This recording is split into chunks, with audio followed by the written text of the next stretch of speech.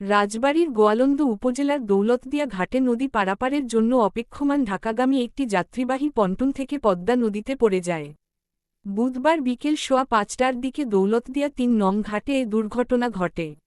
বাসটি রাজবাড়ী থেকে প্রায় ৪০ জন যাত্রী নিয়ে ছেড়ে এসেছিল।